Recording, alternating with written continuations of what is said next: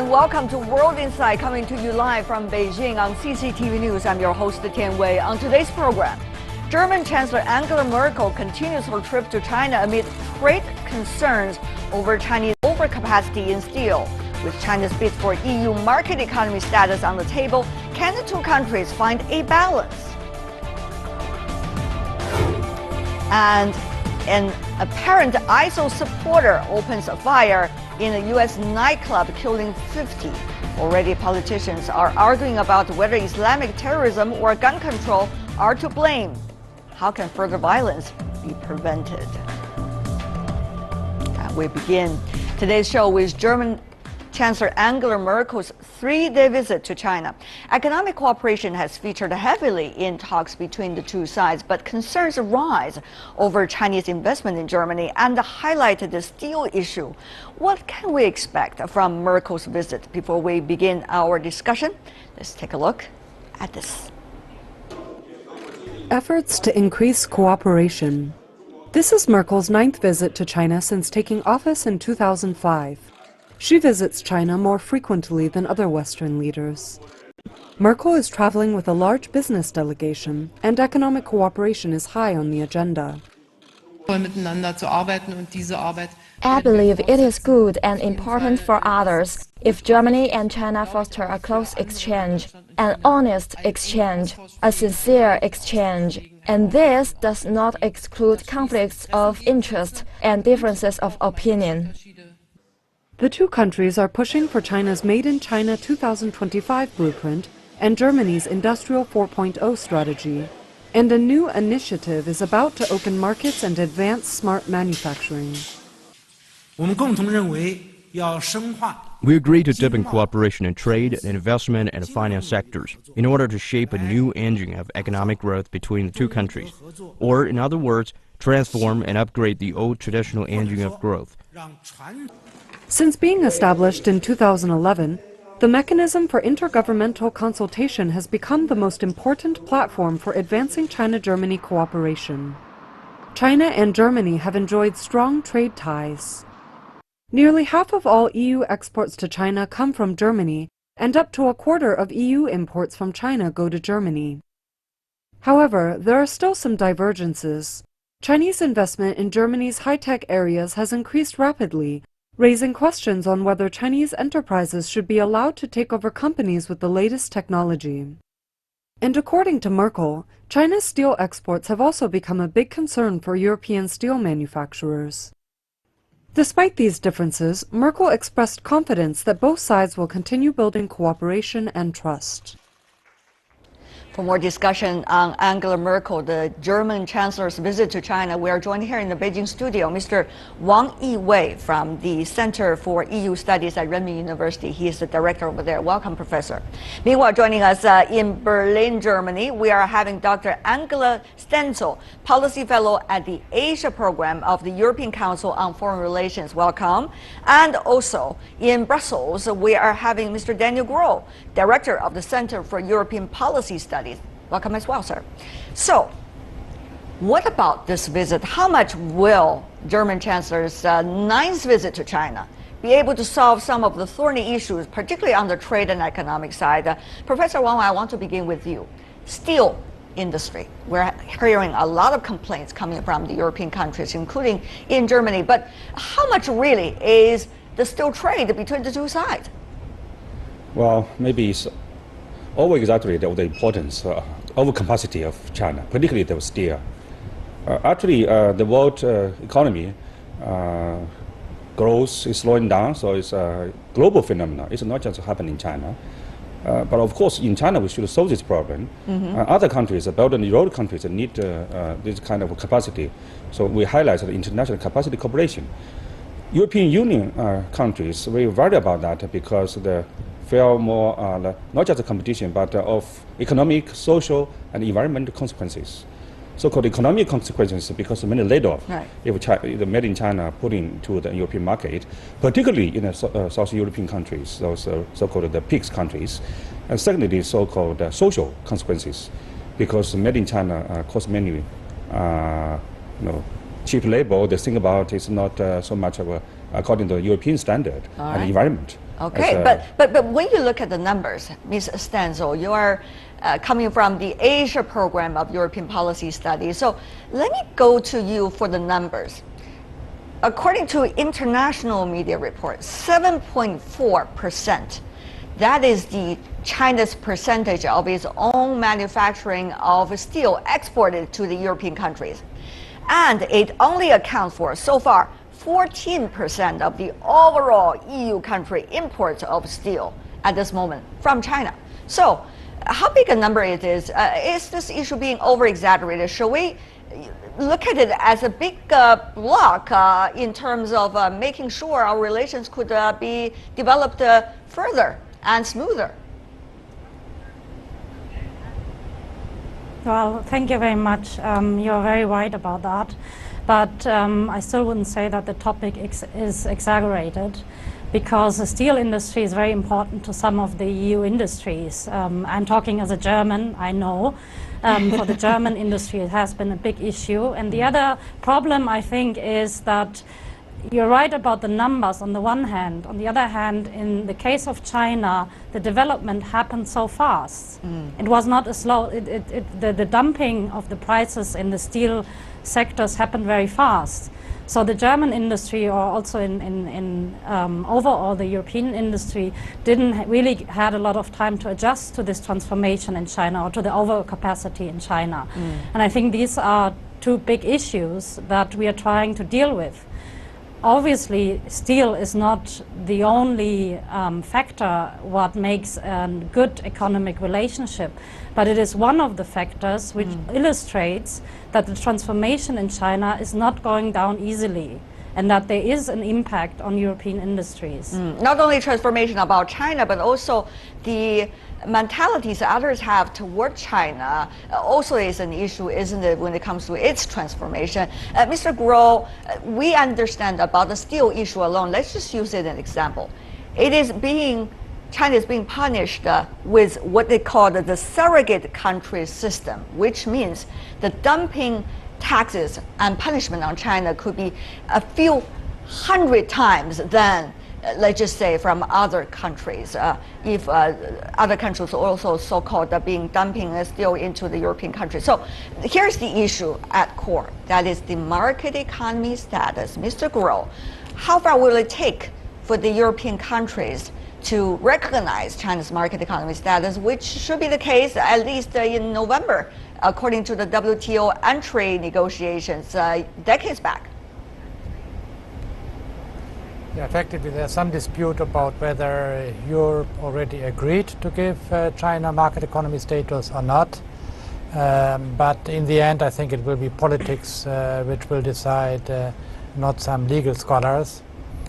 Unfortunately, the atmosphere is very difficult from a political and economic point of view, because in Europe the recovery is not really going well, and there's a widespread revolt against globalization in general. And of course, Chinese imports are always one of the things with which you can say this is the dark side of globalization. But I think here perhaps Germany can play an intermediary, because the decision in the end is a European decision. But Germany usually has been one of the more reasonable voices in this debate. And therefore, if one can have some compromise on steel, then may have some compromise on the market economy status, whose importance anyway is overrated, because anti-dumping measures are always possible. It is just that when if a country is not a market status, you can be perhaps a bit harsher, and it becomes more difficult for China to defend itself. But China is not without defense. It can always go to the WTO if the EU doesn't apply the rules properly. So I would say market economy status is important, but it's not everything. Do you agree, Mr. Wang? Well, I think market economy status is very important for China. It's not just for economy problem, but also symbolically how European Union treat China. Chinese always want to be a good student, join WTO, now achieve a lot, not be one of the best students in emerging powers. But you still treat China, we think about it unequally, and at the same time you treat China as a reciprocity way. So this is a match, I think. Very interesting point over there. And earlier, Mr. Groh talk about Germany could be this influential country among the EU countries in terms of leading the decision-making process. But some would say Germany really has been benefiting a lot from the trade with China. European media call Germany the biggest beneficiary even of maintaining good bilateral ties with China. China is Germany's largest trading partner outside the EU, while Germany is China's #1 in the EU and also the 6th globally. Over the past decade, Germany exports to China more than tripled. Of course, that is why people are saying Germany is the country that's benefited the most out of the EU countries toward China. Having said that, though, Ms. Stenzel, what is your pragmatic assessment about Germany's role in terms of inspiring others to also developing closer economic and trade ties with China, giving China more space in the European market? Can Germany be able to hold that kind of banner given the current capacity? Well, I think it certainly can. The question is also if it wants to. You're very right to say that China is one of the most important trading partners of Germany, and Germany is the most important partner for China within Europe. So we have a special relationship. But then again, coming back to the topic of the steel industry, Germany a couple of years ago was very much against imposing sanctions on China on the solar panel dumpings. This attitude has changed. Now Germany is among the front states to urge the European Commission to be tougher on Chinese steel exports to Europe. And it shows you that Germany's attitude has become more careful. Mainly because we see our own industry in danger for several reasons. It's not only because of China, but we heard it earlier, there are many reasons. We still try to recover in Europe as well.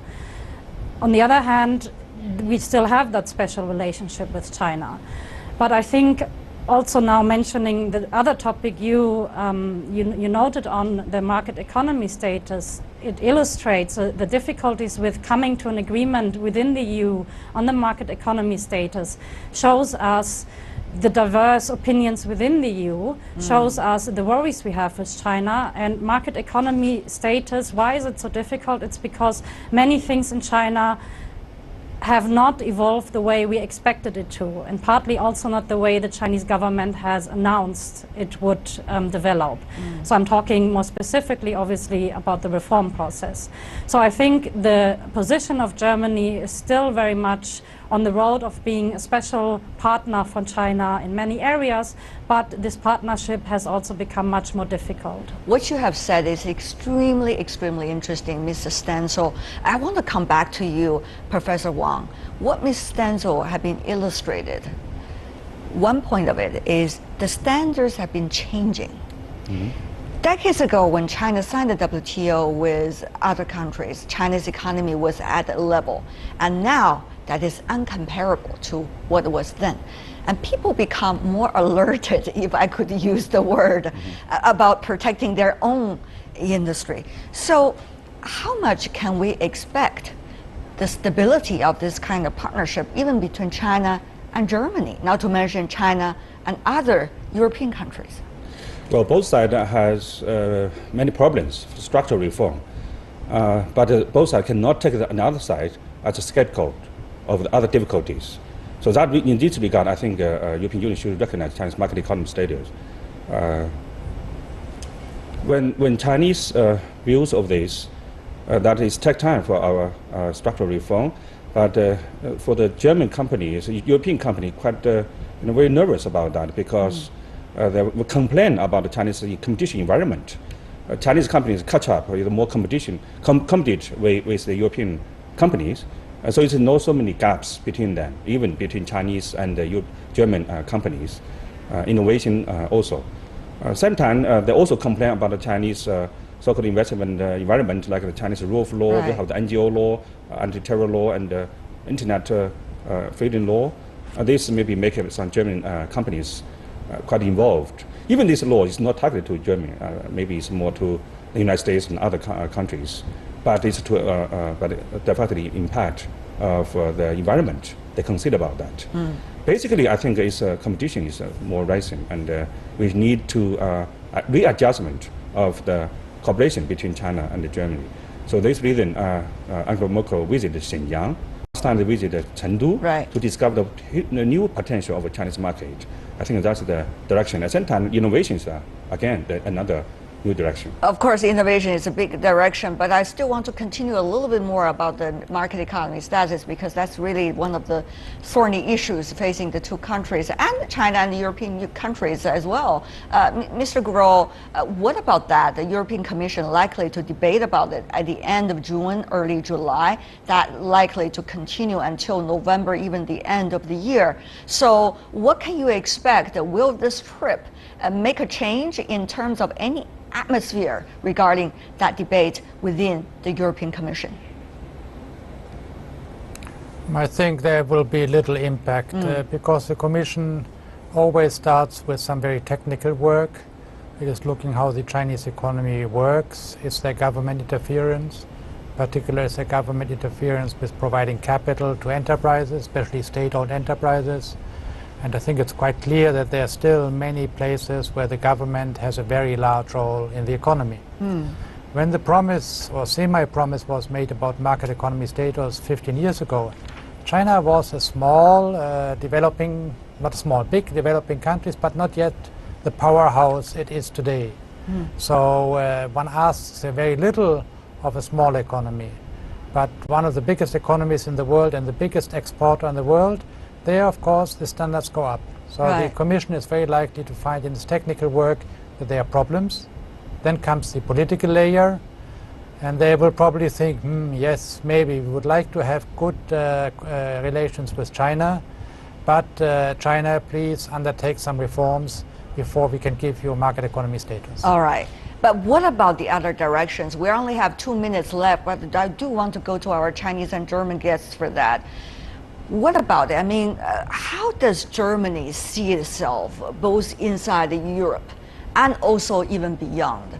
And so is China. How is China shaping its relationship, the nature of it, with Germany? Is it only about Germany as a part of the European countries, or actually something different? Professor Wang, I have to go to you. G20, is China going to be the one that hosts the G20 summit? Next year, it's going to be Germany. So obviously the two are talking about mechanisms that are much beyond just regional. What would that mean for the nature of this relationship? And also for Europe, for Germany's role inside Europe? Professor Wang, briefly from you. Well, I think in the eyes of Chinese, Germany, nearly all positive, nothing negative in the eyes of Chinese, which is different with the German media. Even there's a myth about Germany. In the eyes of China, I think Germany represents the advanced technology, development economy, European countries, big power, and also, I think, global power, I think. So China-German relations, I think, go beyond the bilateral meaning, which is also the engine of China-European Union relations. Given that Germany play the leading role in European integration, and more, if UK, fell away to the continent, I think more German. We do not know whether the assumption you are giving are correct or not. While you were saying almost every Chinese loves Germany, we got a lot of big smiles coming from the other two guests. Obviously, Professor Wang has already fallen in love with Germany, but let me go to you. Before we wrap it up, Ms. Stenzel, what about that? Germany's own aspiration, both inside Europe and also its relations with China, how is Germany like to shape it? Is it on a regional or much beyond that, G20 coming?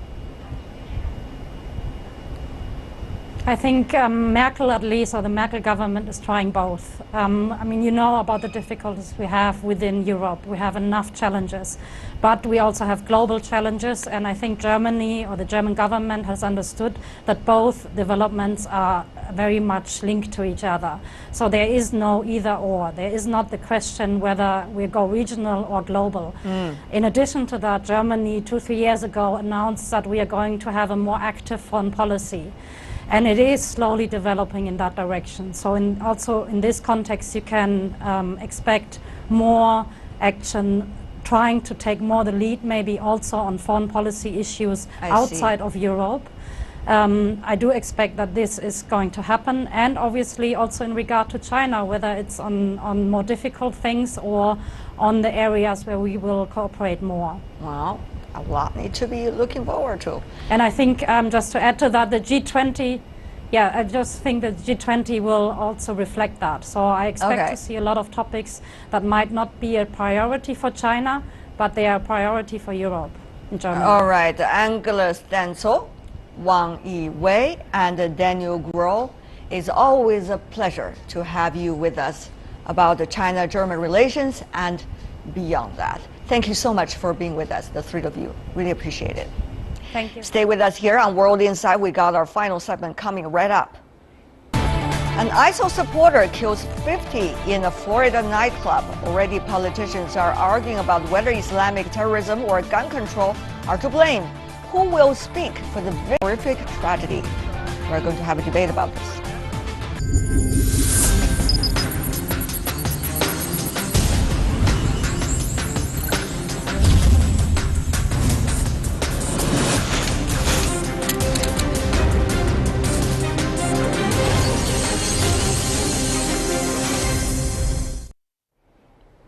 Welcome back. You're watching World Insight on CCTV News. We continue with the mass shooting in the city of Orlando. At least 50 are dead and another 53 are wounded. A gunman opened fire inside a gay nightclub and took hostages early Sunday morning local time. The killer was later shot dead by the police. It is being called the worst mass shooting in recent U.S. history. The police and federal agents are scrambling to find out how and why it happened, and they are now undertaking the grisly task of identifying the victims. The worst mass shooting in U.S. history. At 2 a.m. local time Sunday, a man opened fire inside Pulse, a gay nightclub in Orlando, Florida. 50 people were murdered and more than 53 are injured.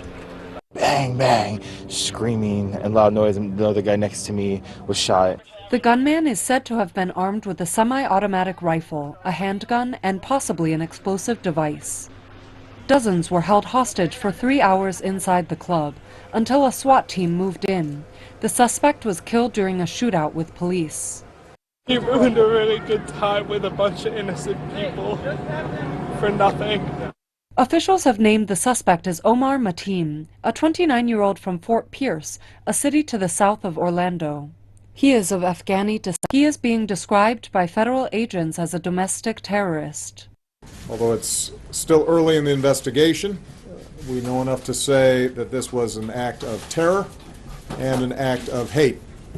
And as Americans, we are united in grief, in outrage, and in resolve to defend our people. Though the killer's motives are still under investigation, he allegedly claimed allegiance to IS. It has been reported that Mateen made calls to 911 this morning in which he stated his allegiance to the leader of the Islamic State. Meanwhile, Mateen's father told NBC News the attack had nothing to do with religion. He said Mateen had become angry a couple of months ago when he saw two men kissing in Miami, which might be related to the shooting. As the relatives of the victim mourn the death of their loved ones, American politicians have already begun debating about the root causes of the attack. Donald Trump has claimed that the shooting proves he is right on radical Islamic terrorism. On Twitter, he also said President Obama should step down for not using the words radical Islam in describing the attack. Hillary Clinton voiced her support for LGBT groups and pushed for gun control, which some have also interpreted as furthering a political agenda. Others say both Trump and Clinton have raised vital issues. While the mass murder did not take long to carry out, the underlying factors that drove the killer will likely take some time to unravel.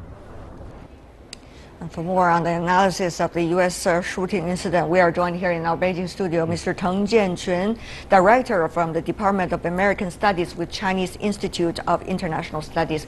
Welcome, sir. Meanwhile, joining us from Washington, D.C. inside the U.S., we're having Mr. Thomas Sanderson, who's Senior Fellow and also Director of the Transnational Threats Project at the Center for Strategic and International Studies, or CSIS. Welcome.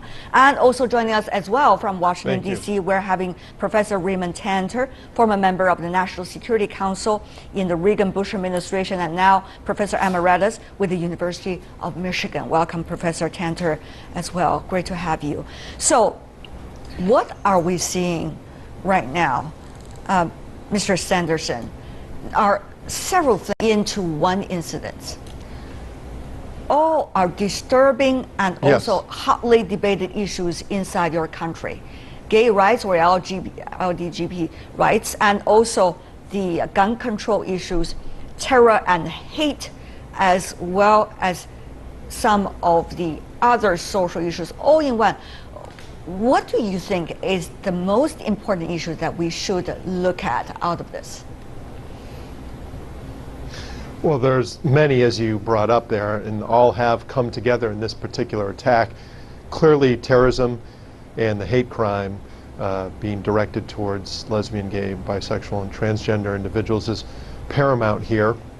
We, of course, need to look into any connections that this shooter had with any ISIS members. I don't think that he had any, but it is very early right now to make any declaration there. So we certainly have to investigate any connections that he may have had with them, and at the same time investigate this as a hate crime. We have 49 people, 49 victims here, the 50th being the shooter himself. So 49 victims who were targeted because they were gay, and I think that is of paramount interest for the United States in protecting the rights of its individuals. At the same time investigating this as a terror attack. So there's a lot going on here, still a lot to be learned, but a terrible tragedy that actually is not that difficult to carry out. Right. Professor Tanter, we could also see from where you sit, the flags of the United States have been lowered to pay the respect to those victims. But having said that, though, even about LGBT rights, it was less than 2 days before the country celebrates a one-year anniversary of the Supreme Court's recognition of the legal marriage for gays and lesbians. So, but on the other hand, you see disturbing facts that there has disagreements from the general society about that, reflected by this incident. So what do you make of these kinds of big social turbulences going on inside the country? Well, social turbulence is important, but not as important as domestic security. And the idea that the social cultural wars will be resurrected again and distract America from taking intensified military action against ISIS is nonsense. I think that President Obama will not be able to pursue his business as usual approach of incremental escalation in Iraq and in Syria. He will have to double down on the military side. He will have to double down on the diplomatic side to keep countries like Iran from trying to dominate both Iraq and Syria, and he'll have to double down on the domestic security side. Well, that's an interesting argument, but Mr. Sanderson, at this moment, because we do not know exactly the link between this individual and the so-called IS, Islamic State, because he only pledged a Pledge of Allegiance right before he went into this shooting to 911. And we also know from some of the so-called propaganda materials coming from IS, anyone who just pledged could become a member of them. Obviously, that's a propaganda tool by them. So at this moment, how can the country, as you said, identify whether it's a hate crime or it is a domestic terror? And the difference between these two would have a big impact on the social debates we're having now inside our country. Well, it is both. It is a terror attack and it is a hate crime, and we don't need to declare it either way. It happens to be both. I focus much less on the social impact of a crime like this and more on the terror side of things. So my concern is what this means for other terrorists and other lone wolves who are in the United States, who look at what this shooter did and use it as a guide for how to successfully carry out a hateful attack against a particular community, in this case LGBT, in furtherance of the goals of ISIS, which happens to be a very homophobic organization. But the concern here is that any individual who declares bayat or allegiance to Baghdadi, the leader of ISIS, and can get access to a gun and ammunition, which is very easy to do, can carry out a similar attack. That should be a concern to all of us. It has been a concern long before this attack, long before the San Bernardino attack, and long before the attack up in Boston at the Marathon. Yeah. We have a big problem, and that is ISIS has a message that resonates with people around the world, including inside the United States. But on the other hand, people could also say, why would this incident, fatal incident happen?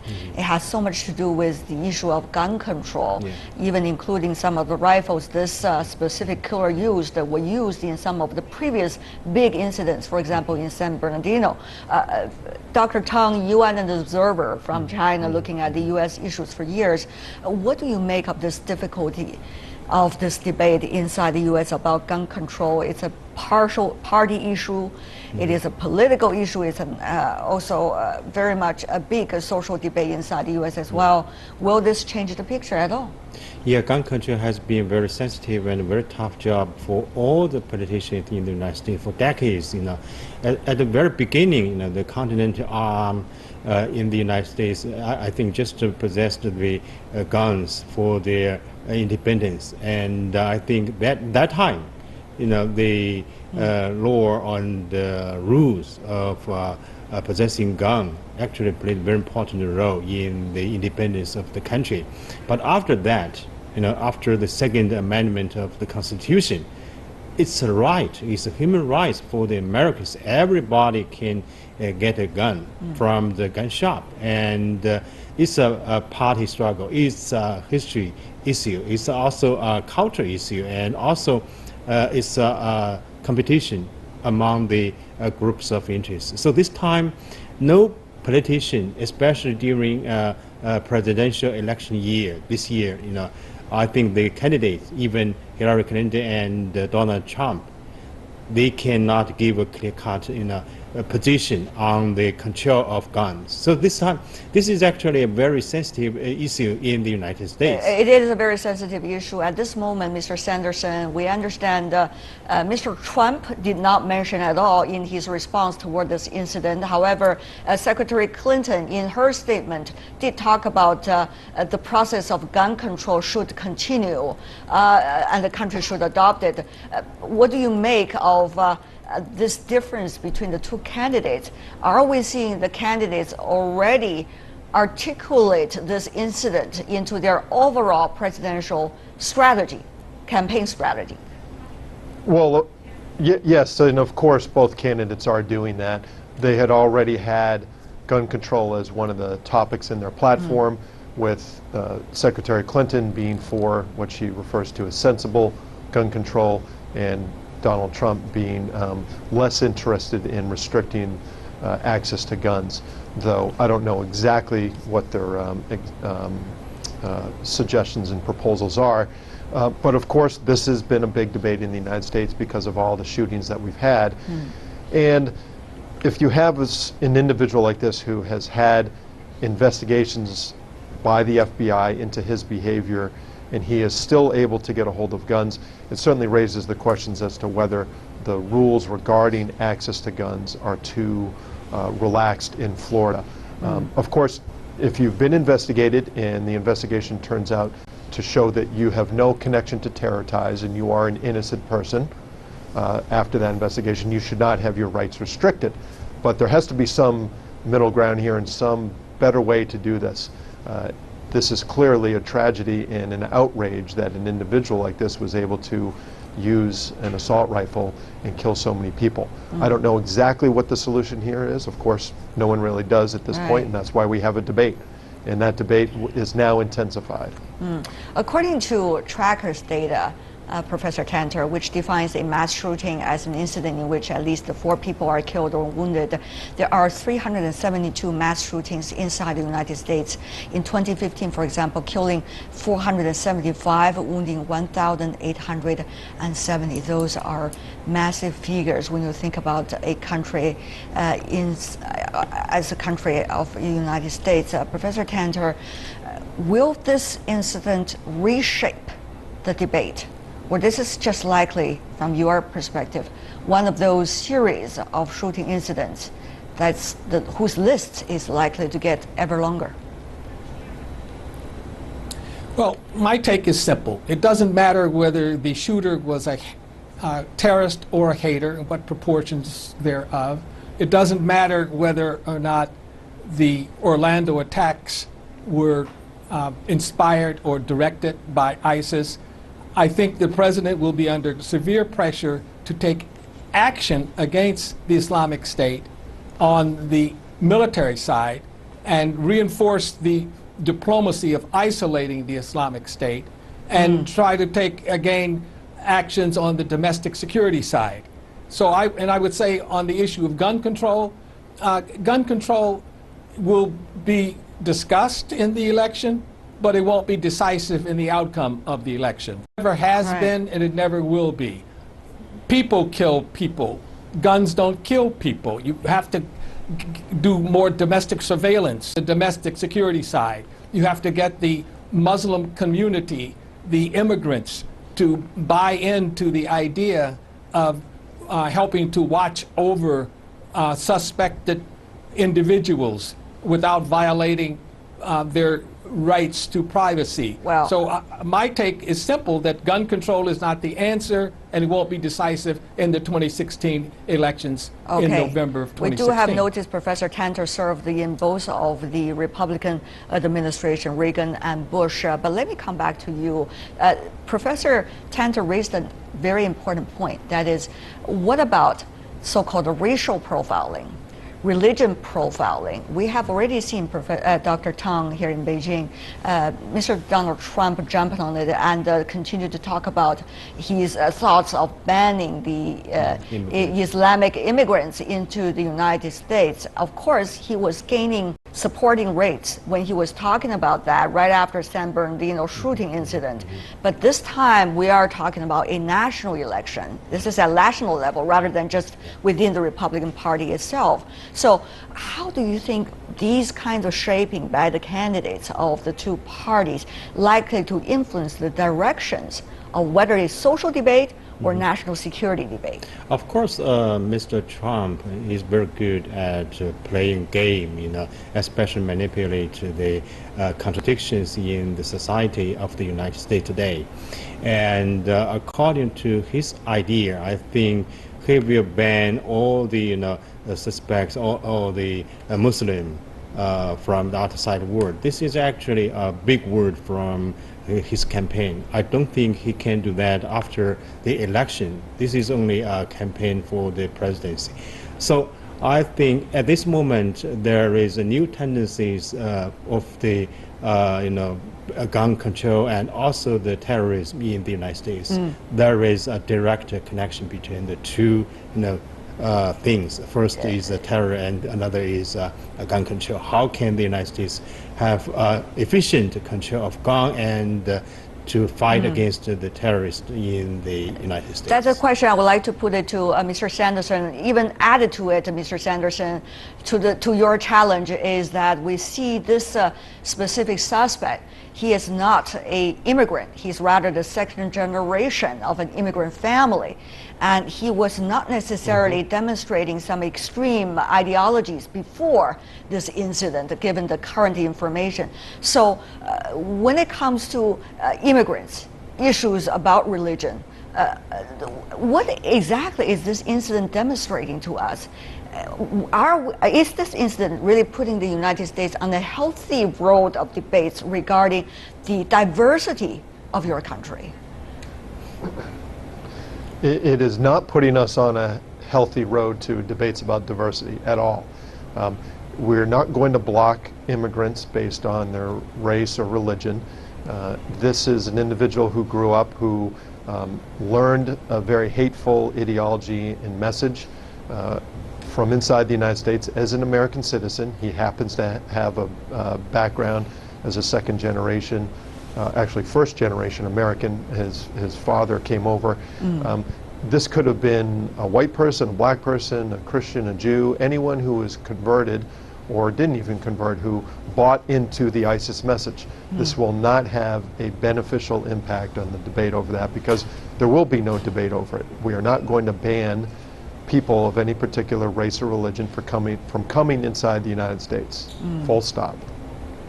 Full stop over there. But of course, when it comes to a road ahead, there's a lot of big question mark as well. We are running out of time. I'm so sorry. We would have a longer discussion about this, but I'm sure as the investigation goes on, we are going to have more information on top of which we can continue our discussion. Really appreciate the three of you. Thomas Sanderson, Raymond Tanter, both of you in Washington, D.C. joining us, and Teng Jianquan here in Beijing with us. Thank you so much, gentlemen, for being with us. All the best, really, to people in Orlando. That is all the time we have for today. If you'd like to see more of our program, visit our website. Just type in World Insight CCTV News into your search engine. You'll be able to find us. Or you can also check out our YouTube channel. From me, Tian Wei, and everyone at the World Insight team, thanks for watching. And tune in again tomorrow for more insights from across China and around the world. Good night.